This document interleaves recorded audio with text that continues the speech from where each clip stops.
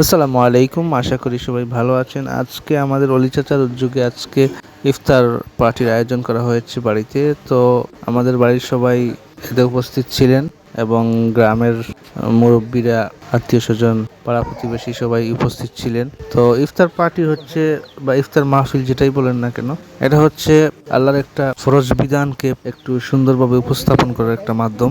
সমাজের অনেক মানুষ আছেন যারা চাইলে এই বিষয়গুলোকে একটু তুলে ধরতে পারেন, প্লাস মানুষের জন্য একটু সুন্দর খাবারের ব্যবস্থা করতে পারে। এই বিষয়গুলোর দিকে খেয়াল রাখলে আসলে সামাজিকতাও রক্ষা হয়, আবার ইসলামের একটা সৌন্দর্য সেটাকে ফুটিয়ে তোলা হয়।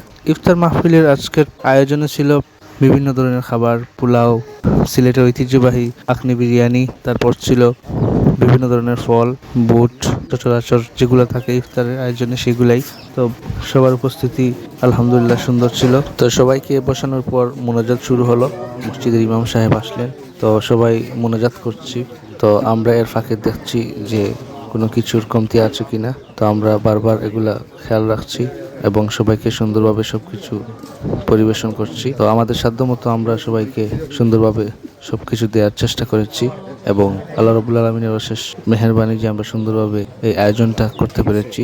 তো এই দিনটা আমাদের বাড়ির জন্য একটা সুন্দর একটা দিন, যেই দিনগুলো আমাদের জীবনের অনেক গুরুত্ব বহন করে। তো যাই হোক, সবাইকে আমরা দেওয়ার পর আমরা নিজেরা বসে গেলাম। তো ইফতারের পসরা নিয়ে বসলাম। আলহামদুলিল্লাহ, আল্লাহ যে জিনিস রিজেকে রেখেছেন, আজকে যেই জিনিসগুলো রেখেছেন সেগুলো আমাদেরকে আজকে খেতে হবে। আল্লাহ রাব্বুল আলামিনের কাছে লাখো শুকরিয়া। আমরা আরেকটি রোজা শেষ করলাম।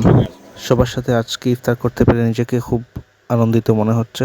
সুন্দর করে আমরা আজকের এই আয়োজনটা করতে পেরেছি এবং আমরা সবাই একসাথে বসেছি। ধন্যবাদ অলি চাচাকে এমন একটি সুন্দর আয়োজন করার জন্য।